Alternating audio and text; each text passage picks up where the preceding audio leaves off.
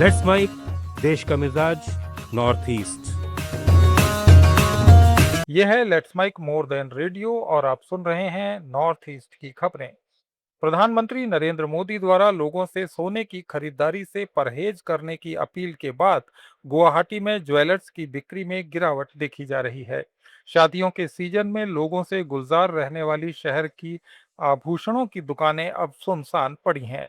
L Gopal and sons jewellers और माणिक चंद jewellers जैसे बड़े ज्वेलर्स ने बताया कि पिछले कुछ दिनों में उनकी बिक्री में काफी गिरावट आई है।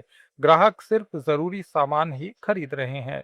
वहीं चेनीकुठी के एक छोटे आभूषण विक्रेता ने कहा कि उनकी बिक्री में लगभग 80% की गिरावट हुई है। असम विधानसभा के पहले सेशन के लिए मंत्री अतुल बोरा को संसदीय कार्य विभाग का अंतरिम प्रभार सौंपा गया है। बोरा उन 4 मंत्रियों में से एक हैं जिन्हें मुख्यमंत्री हिमंता बिस्वा शर्मा के नेतृत्व वाली दूसरी सरकार में शामिल किया गया है। विधानसभा का पहला सत्र गुरुवार से शुरू होने वाला है। मंत्री बोरा को संसदीय मामलों के विभाग से संबंधित मामलों की अतिरिक्त जिम्मेदारी दी गई है।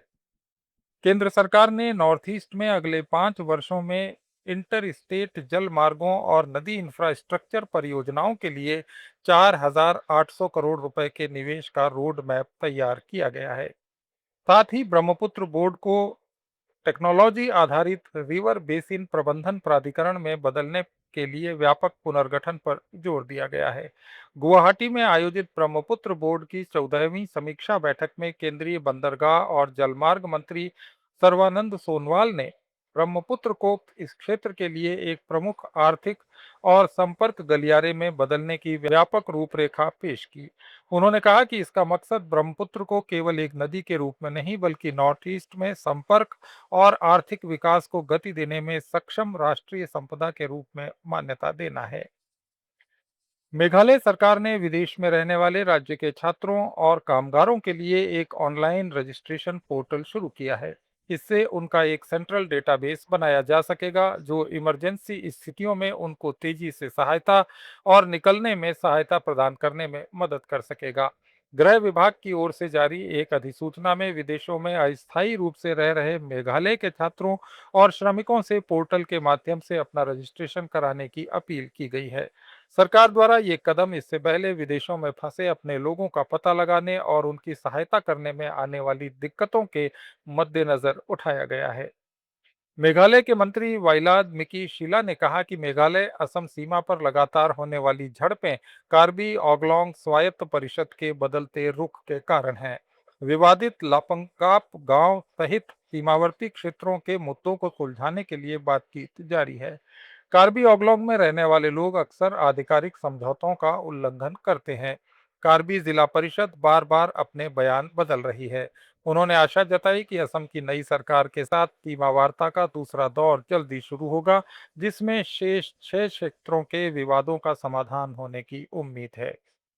मिजोरम सरकार ने एक समझौते के तहत हमार पीपल्स कन्वेंशन के लाल मिंग थांगा सन्नाटे गुट की ओर से उठाई गई मांगों के क्रियान्वयन की समीक्षा के लिए एक उच्च स्तरीय बैठक की।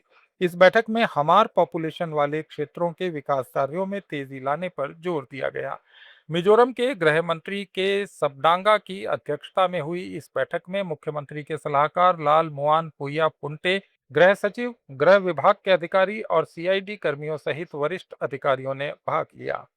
नागालैंड में हर साल करीब 2,25,000 घरेलू पर्यटक आते हैं, जबकि अंतर्राष्ट्रीय पर्यटकों की संख्या हर साल 2 से 5,000 के बीच रहती है। राज्य के पर्यटन विभाग ने कोहिमा के लोक भवन में एक समीक्षा बैठक में राज्यपाल नंद किशोर यादव को दी गई एक रिपोर्ट में ये जानकारी दी। इस रिपोर्ट में विभाग की कुछ प्रमुख उपलब्धियों, चुनौतियों और भविष्य की योजनाओं का भी विवरण है।